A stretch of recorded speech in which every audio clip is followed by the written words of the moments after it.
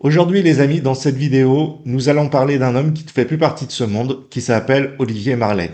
Alors, c'était pas le plus connu des hommes politiques, mais c'était un homme de droite. C'était quelqu'un qui disait les choses. Mais la particularité de cet homme, c'était de dénoncer les dysfonctionnements, de dénoncer les magouilles qui se passaient au sein même de l'Élysée.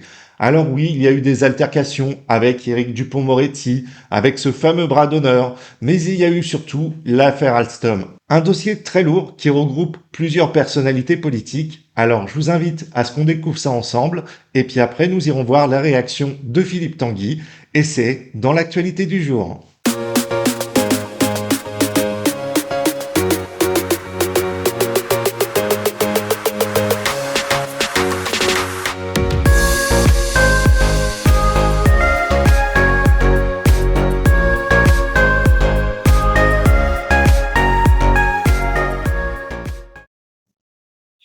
Alors, vous avez écrit dans votre livre qu'Emmanuel Macron a menti pendant le débat qui l'opposait à Marine Le Pen au sujet de l'affaire Alstom.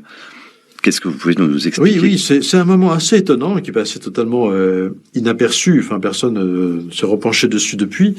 C'est finalement Marine Le Pen qui évoque les ventes d'Alstom, d'Alcatel, et Emmanuel Macron prend un air très sérieux, très sentencieux pour dire attendez, j'ai pas la phrase exacte, mais je ne veux pas laisser je voudrais pas laisser le soupçon s'installer, et donc il fait une mise au point et il dit ces affaires, je n'ai jamais eu à en connaître. Voilà. Je ne veux pas laisser le soupçon s'installer. Soyons clairs, je n'ai jamais eu à en connaître. Eh ben c'est faux.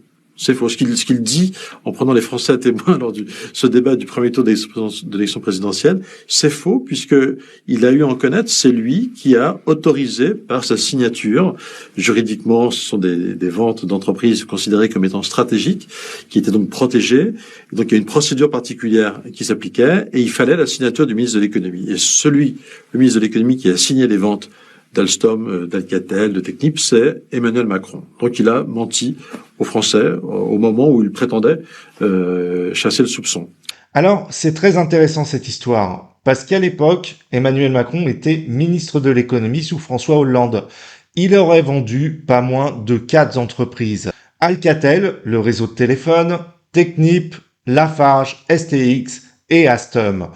Cet homme, qu'on appelle Olivier Marleix, en savait beaucoup. Peut-être en savait-il un petit peu trop. Peut-être était-il un petit peu trop gênant, même dans son propre camp. Alors, je vous invite à découvrir cette histoire d'Alstom qui cache un véritable réseau d'hommes et de femmes politiques où tout le monde a bien placé ses petits pions. On regarde. Il suffit en effet de se pencher sur quelques noms des acteurs principaux de la vente entre General Electric et Alstom pour constater de multiples liens avec la classe politique. Alors même que les actionnaires d'Alstom n'ont pas encore validé la vente, 2 représentants des intérêts de l'État démissionnent et acceptent un emploi dans les banques partenaires de General Electric et Alstom. David Azema, directeur de l'agence des participations de l'État, est engagé par la Bank of America, banque conseil d'Alstom, 1 an avant la fin de son contrat. Et Frédéric Rothenberger, conseiller et négociateur d'Arnaud Montebourg durant l'affaire, est embauché par la Banque Lazare, banque conseil de General Electric. Et ce ne sont là que 2 fils d'un maillage incroyablement dense. Franck Louvrier, vice-président de l'agence Publicis engagée par Alstom, est l'un des plus vieux collaborateurs de Nicolas Sarkozy, directeur de sa communication depuis sa première élection comme maire de Neuilly à celle de président de la République. De son côté, General Electric a engagé le cabinet Claude et Sarkozy comme service juridique, cofondé par l'ancien chef de l'État. Pour sa communication, le groupe a engagé Havas, dont le patron Stéphane Fuchs est un vieil ami politique de Manuel Valls. Encore, General Electric choisit comme banque conseil le Crédit Suisse, dont le vice-président est François Roussely, ex-directeur de cabinet socialiste et connu comme mentor du directeur de cabinet du ministre de la Défense. Chez Alstom, le coordinateur de la fusion avec General Electric, Jérôme Pécresse, est le mari de Valérie Pécresse, président de la région Île-de-France. Tandis que la présidente de General Electric France, Clara Guémard, est la femme d'Hervé Guémard, ex-ministre UMP, avec lequel elle forme l'un des couples les plus influents de la droite française. Toutes ces relations n'ont sans doute pas favorisé une prise en main sérieuse de cette affaire, par l'État français et par l'opposition. Étonnant, non, de voir tout ce petit monde politique, droite et macroniste, se taper main dans la main pour placer leurs petits pions. Oui, il y a eu des intérêts électoraux, des intérêts financiers, mais surtout des petites magouilles pour bien sûr placer le père de, l'ami de, le mari de. Et oui, c'est comme ça que ça se passe en politique, c'est arrangement contre arrangement. Et après, on se pose des questions. Pourquoi Nicolas Sarkozy s'est rallié à Emmanuel Macron? Pourquoi Valérie Pécresse, lors des présidentielles et de sa défaite, a appelé à voter Emmanuel Macron? Eh bien voilà, vous avez votre réponse. Et je ne vous parle pas de toutes les autres entreprises qui ont été vendues, où il y a eu un tel de placé. Enfin, c'est des histoires de magouilles comme pas possible. Alors oui, Olivier Marleix avait des dossiers, mais où sont passés ces dossiers? Eh ben on va demander à Jean-Philippe Tanguy. Peut-être qu'un jour nous aurons la vérité d'Alstom. Peut-être qu'un jour le parquet national financier pourra établir si oui ou non M. Macron a été un agent des États-Unis pour vendre Alstom, a été un agent pour liquider Technip El Affac. Peut-être qu'on le saura, peut-être qu'on le saura.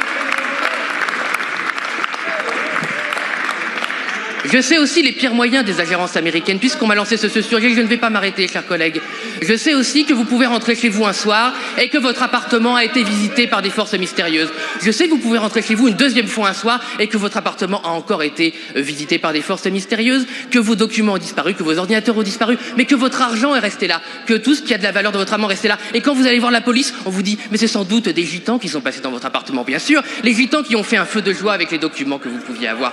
Je sais aussi qu'est-ce que ça peut faire, et mon collègue Thomas Ménager là derrière moi, c'est lui qui m'a récupéré, qu'un soir, non mais ça peut vous intéresser peut-être, car c'est la vérité, chers collègues, qu'un soir, vous quittez le travail à 22h un samedi soir, et puis vous êtes pris dans une rue sombre, vous êtes agressé au couteau, vous êtes mis à terre, quelqu'un qui parle anglais vous enfonce sa lame dans la paupière en vous disant que si vous allez voir la police, il va vous tuer. Et voilà, ça vous fait rire? Ça vous fait rire? C'est ce qui m'est arrivé. Et tout ça, c'est peu ce qui peut arriver à d'autres lanceurs d'alerte qui ont eu beaucoup plus de courage que moi, qui ont fait des choses bien plus grandes. Jean-Philippe Tanguy, énervé par cette situation, dénonce ces magouilles, toutes ces magouilles politiques, que ce soit de gauche, de droite, du centre, il y a quelque chose. Il s'est passé quelque chose, il y a eu des arrangements, mais comme par hasard, les dossiers ont disparu. Oui, Jean-Philippe Tanguy dénonce l'hypocrisie politique d'une histoire qui pèse lourd, qui a été cachée, mais dont Olivier Marleix connaissait l'existence. Mais en tout cas, ce qu'on sait aujourd'hui, c'est qu'Olivier Marleix est décédé le 7 juillet 2025 de raisons inconnues. Mais ce n'est pas le seul, il y a aussi Éric Dénessé, directeur du centre de recherche, qui est décédé le 11 juin 2025 de raisons inconnues. Vous allez me dire, mais pourquoi? Le point commun de ces deux hommes était justement la dénonciation d'Alstom. Et comme par hasard, ces deux personnes sont parties en très peu de temps, dans les mêmes conditions. Alors ces deux personnes dérangeaient-ils ou est-ce tout simplement le fruit du hasard? Eh bien écoutez, je vous laisse y réfléchir par vous-même et je vous dis à très bientôt pour de prochaines vidéos les amis. Ciao!